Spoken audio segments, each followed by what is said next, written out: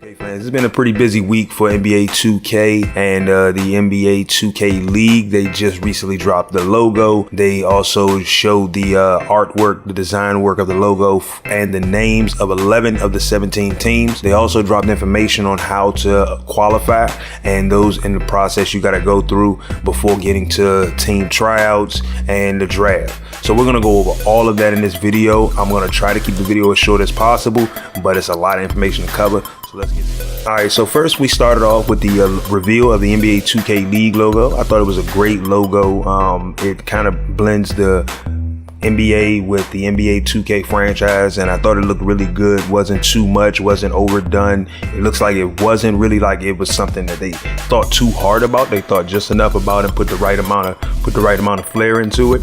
Now, when it came down to the team logos, 11 of the 17 teams logos have been revealed since the making of this video.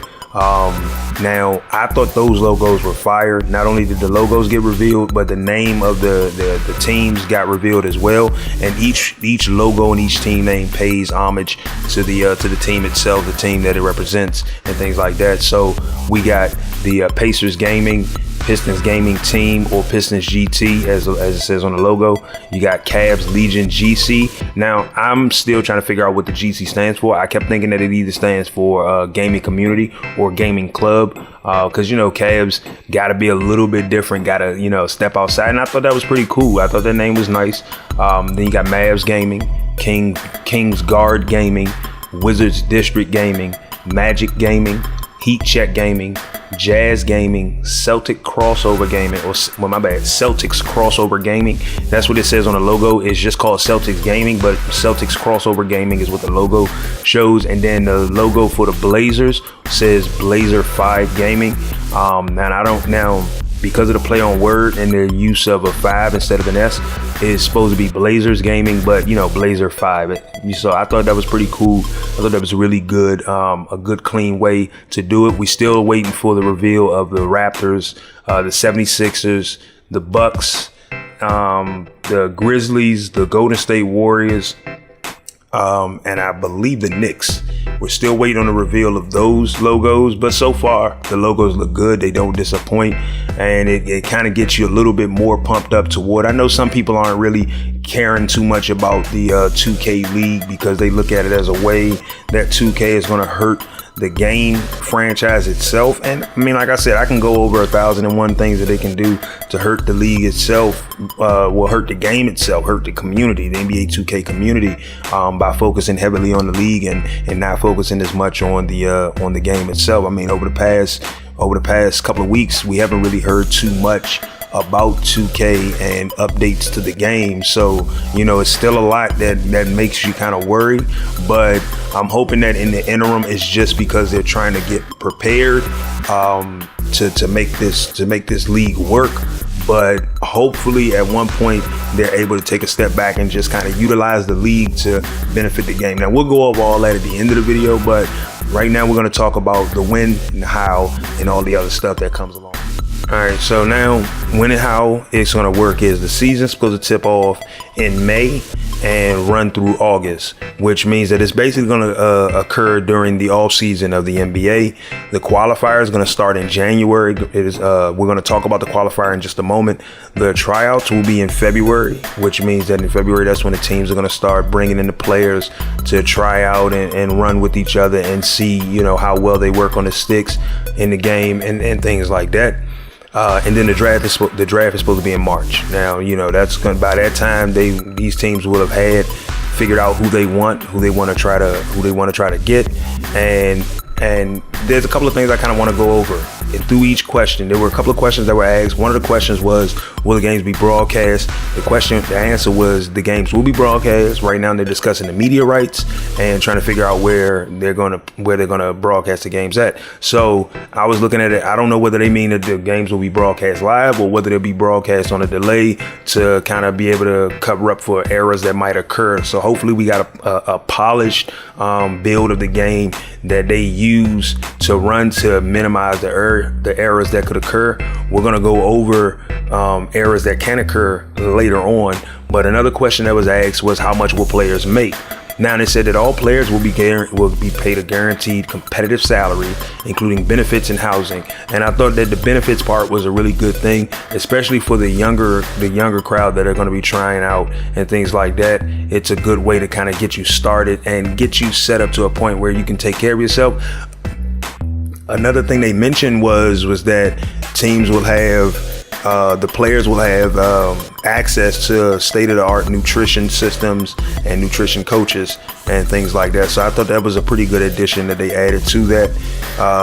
And then there was also the ability that they would be able to get like bonuses in there for bonus endorsement deals and things of that nature. They didn't discuss exactly like where the endorsements will be for, who's going to be doing the endorsements, things like that. None of those partners have been completely finalized or etched in stone. So it's still a lot. It's still a lot up there. It's still a lot up in the air. But if you look at a lot of the brands that are attached to the NBA and their partnership, you know that it means that there's a wide berth that they got to choose from.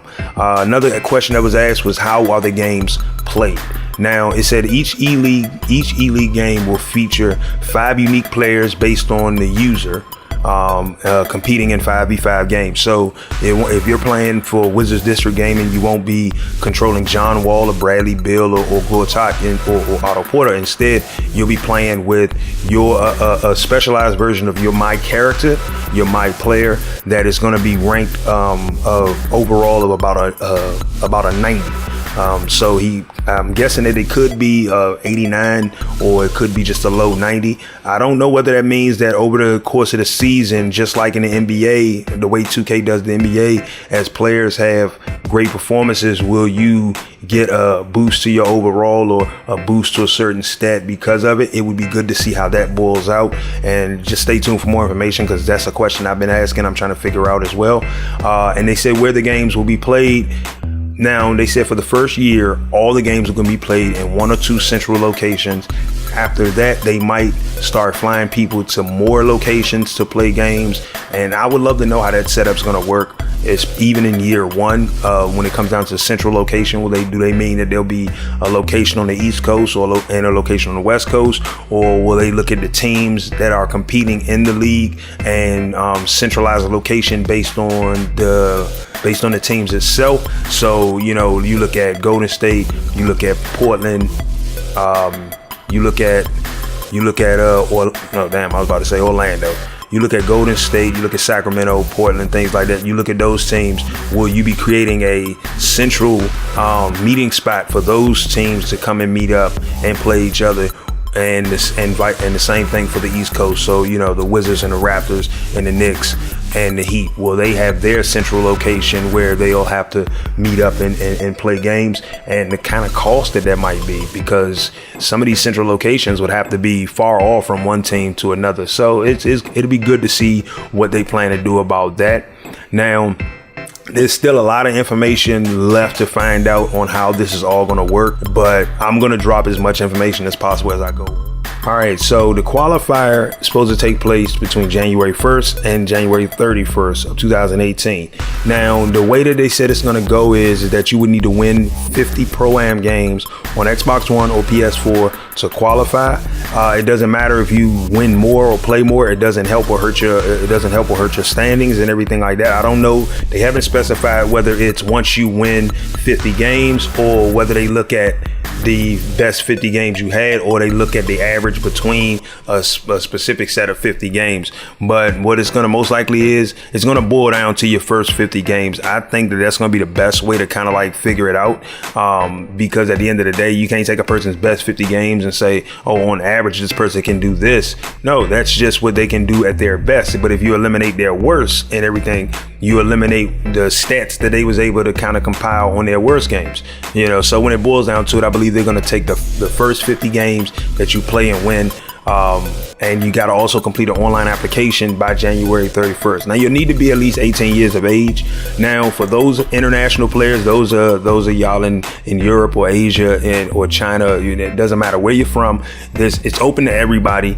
But for the international players, one thing I would say do right now is make sure you have your passport and it's up to date. Because if you are chosen to come and try out, you do not want to have to rush to get your passport, validated or updated, so that way you can leave the country and come and try out. So make sure you do that. Keep your eye on the NBA 2K Twitter account. They've been posting a lot of things, a lot of stuff lately, but keep your eye on it because they're keeping people up to date as much as possible on what's going on, the changes that are being made, and when the application is going to go live, and maybe even a grading system on how they look at it. So when it comes down to it, another thing I would say going into Qualifier, you can play either walk-on or you can play team pro-am and everything.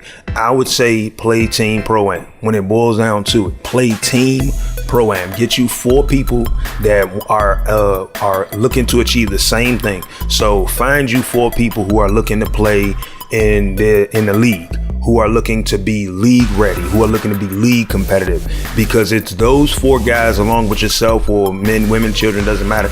It's those 5, the 5 of y'all are going to get together and play great team basketball, because at the end of the day, they're not going to just be looking for the person who can score the most points. They're going to be looking for the person who can play the best digital team ball. And at the end, you don't want to be sitting up this joint doing walk on and having your first 50 games be filled with like the first 20 games being just bad performance games, because you're playing with people who they're not trying to play in the league.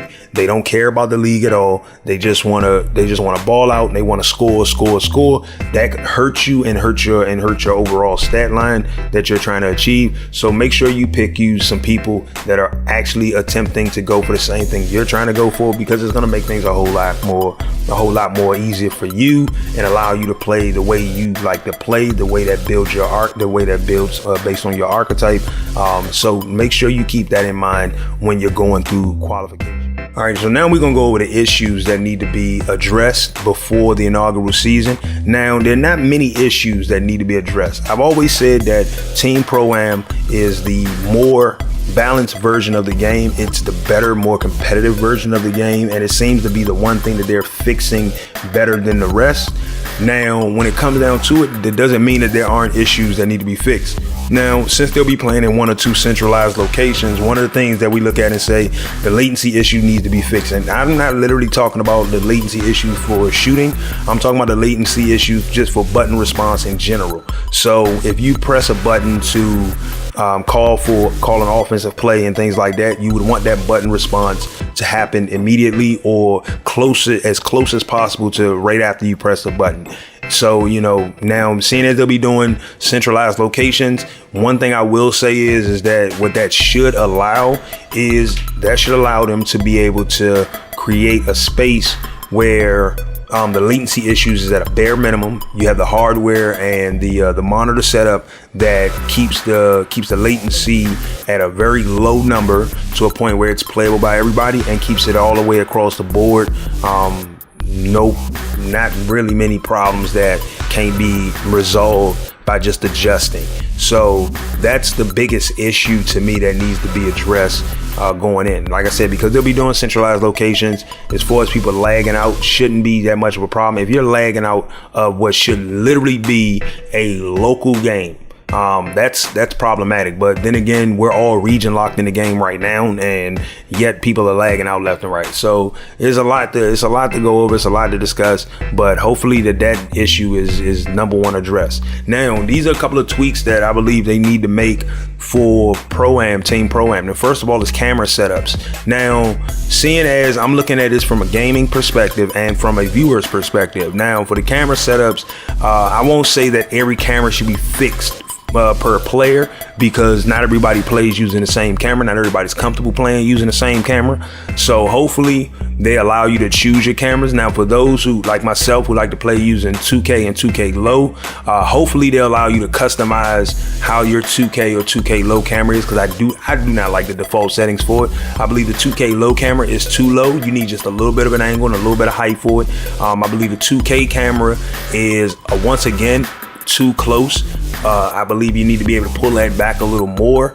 Now, being able to go between cameras, I hope that is still an option in the game as you're playing in these league games, because the 2K camera gives you better visuals of the entire court. The 2K low gives you a more personal feel. So it just depends on how you like to play. That'll decide what camera you should use, but hopefully they allow you to at least use whichever camera setup that you like. Now, as far as the viewer, for the viewer, I believe they need to have maybe a multicam setup, or at least a great broadcast camera that allows for good zoom in, good action driven visuals on the court. Now, when it comes down to it, I would love to see more of a multi-camera setup, so you have something that's more independent that can track the action, just like in the real NBA. Multiple camera setups that can be switched, that you can switch between, whether the user can switch between it, or whether that's something that the person running the engine itself, running basically the broadcast setup, is able to switch. It's up in the air as to which way I would fall down on, because either which way could work, but some ways are better than others. For some users, they might want to focus on a specific player and what they're doing in the instance. For another user, you might want to be able to focus on just the action and sit back and chill. So it's one of those things that they should kind of make sure that they're at least getting some feedback from people who like to watch esports, and what they like about the way the cameras are set up for their viewing pleasure. Now, here is the biggest thing I really feel needs to be addressed for the inaugural season, which is turning off the shot meter and additional helpers. Now, some of you might not like this. Some of you might say yes. But at the end of the day, in the NBA, I know you're going to probably say, look, you can't compare it to real basketball. It's a video game. And I understand that. But if you're talking about playing a competitive game, there's nothing like an assist that makes a game competitive. You know, I've mentioned before that when I'm playing Pro-Am, I'm turning AI help assist off, AI box out assist off. I turn that stuff down to 0, so that way the AI is not guiding me at all. It affects the way I play in a negative way. Now, I also think things like the auto contest with Intense D should be off for everybody, not user selected specific. No, you shouldn't have any help from the game on how to play defense if you really want 5 people to go there and ball out and play an entertaining game. Then these are the settings that should at least be addressed right off the gate. As far as what the slider should be, this, that, and the other, I'm not even gonna lie. I think the slider should be at a 50-50 split all the way across the board, because at the end of the day, as a ball player, you can pull up anything and you can knock down 50. There's a 50% chance that the shot's gonna go in. You know what I'm saying? What affects the percentage of that shot going in, of course, is the little variables, the factors like a person contesting the shot, putting a hand in the face, a person getting the tip of the ball off the shot. Come on now, like there's so many things that could go into affecting a shot. But I believe that it should either be a 50% clip down the middle or a 40% clip. Just so that way it's not too far off from being accurate. You don't want it too high to a point where you catch just cashing out 90% from the field. You want it to be semi-realistic to make more competitive and compelling games. But hopefully these are things that they take into consideration and adjust before the inaugural season. Now, like I said, I done dropped as much information as I have so far. There is one little thing I forgot to mention, which is player stats. I believe that player stats should also not be visible as well. At least not to the player. Like maybe have it, if I'm watching you got an app now where you can watch a game on NBA, and when you're on the NBA app, you can literally check the live stats of a player as you go along. So like maybe not have the stats visible on screen to make it more of a bare minimal effect palette to keep all the attention on just what's going on the action and things like that. So like I said, that was the last little tidbit of things that I'm hoping that they address before the inaugural season. Now, I know I dropped a lot of information out there. I'm hoping that this keeps you up to date on what's going on. As I find out more information, I'll try to drop it into another video, or at least, you know, follow me on Twitter at JuKING the Boss. I'll leave a link down in the description below.